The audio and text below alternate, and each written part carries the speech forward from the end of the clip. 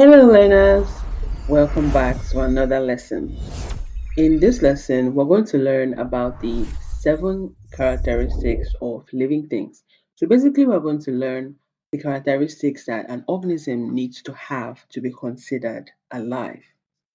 So, what does it even mean to be alive? To answer this question, biologists have created a checklist of 7 characteristics that all living things, including unicellular organisms, must possess. So let's look at them. To be considered a living organism, you have to check off all the 7 essential characteristics. And you can remember them using these simple acronyms. One of them is Miss GREN, and the other one is Mr. Niger. You can use any one of these acronyms, and it will help you remember the 7 characteristics of living things. So let's get into it. The M stands for movement, and movement refers to any change in the position or location of a living organism, a cell, or even a structure within a cell. Movements can happen as locomotion, which is the movement of the entire organism from one place to another. We can see this in examples like walking, swimming, flying, crawling. And these are all forms of locomotion. Another type of movement is cellular movement. And this includes movement of cells themselves, like white blood cells migrating to an infection site, and the movement of substances and structures within the cell. So, movement of organelles like the mitochondria or ribosome within the cytoplasm, or transport of molecules, so movement of proteins, nutrients, and waste products within a cell. While plants don't typically exhibit locomotion, they display various forms of movement in response to stimulus called tropism. And examples of tropism include phototropism, which is movement in response to light, hydrotropism, which is movement in response to water, geotropism, which is movement in response to gravity, and stigmotropism, which is movement in response to touch. Movement can also be taxis or tactic. Let's move to R. R stands for respiration, and this can be sometimes confused with breathing, but it's completely different. Respiration is a biochemical process through which organisms convert chemical energy stored in organic molecules, mainly glucose, into usable energy in the form of ATP. It can be aerobic respiration, where oxygen is required, or anaerobic respiration, which can occur without oxygen. The S stands for sensitivity, and this is the ability to detect and respond to changes in the environment, both internal and external. These changes are called stimulus for singular and stimuli for plural. For example, if you touch something hot and you pull your hand away, in this scenario, the heat is the stimulus and pulling away your hand is the response.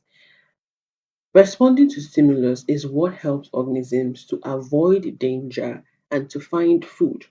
Next, we have G, and G represents growth. And this is the permanent increase in the size and complexity of an organism. It's not just about getting bigger, like inflating a balloon. It's about an increase in the number of cells, which is how a baby can grow into an adult and a seed can grow into a big tree or a fully functioning plant.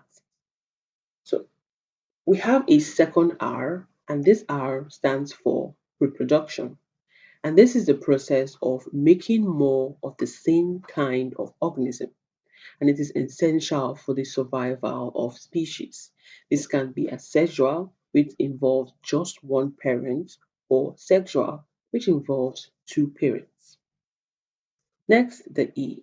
The E stands for excretion, And this is the removal of toxic waste products that are made by the chemical reactions inside your body, which is also called metabolism. For example, your body excretes carbon dioxide when you breathe out and urea when you urinate. And this is the way your body takes out the trash. And finally, N, which represents nutrition.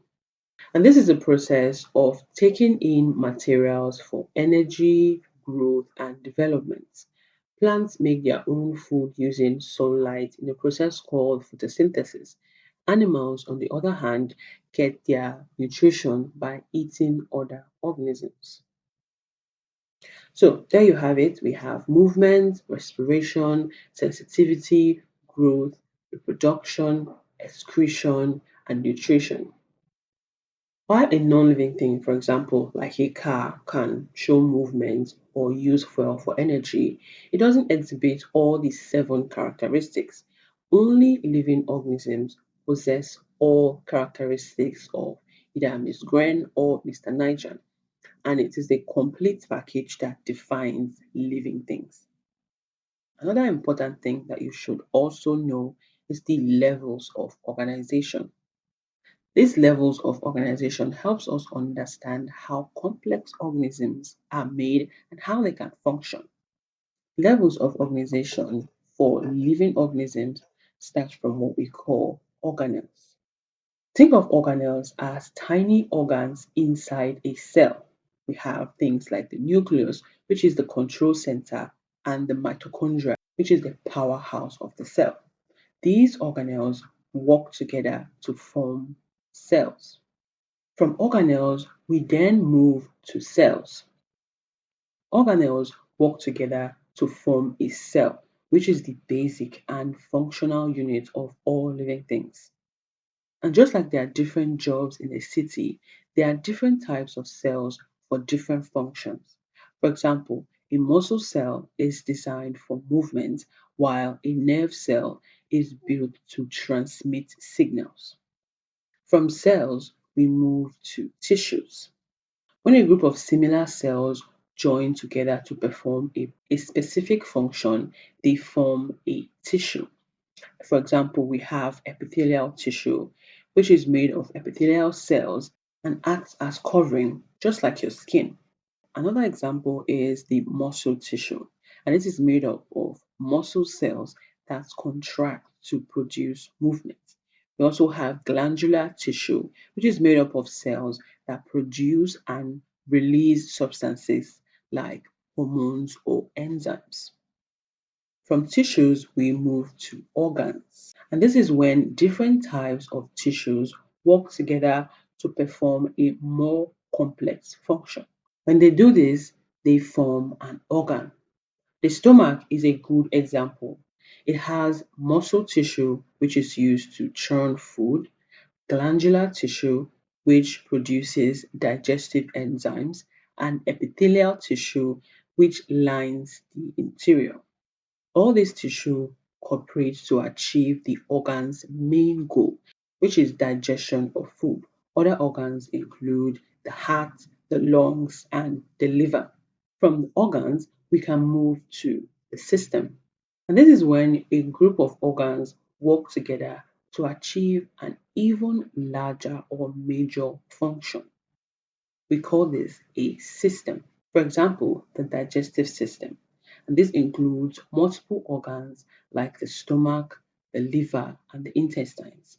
And all of them work together to break food and absorb nutrients. Other systems include the nervous system, the respiratory system, and the circulatory system. Then finally, we move from systems to a complete organism, and that is things like a complete human being, which is you, a tree, a fish, or any multicellular life form.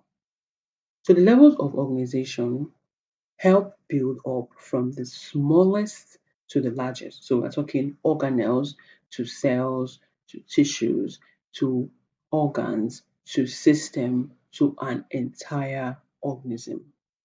So that's for this video. If you found this video helpful, don't forget to subscribe, like, and share.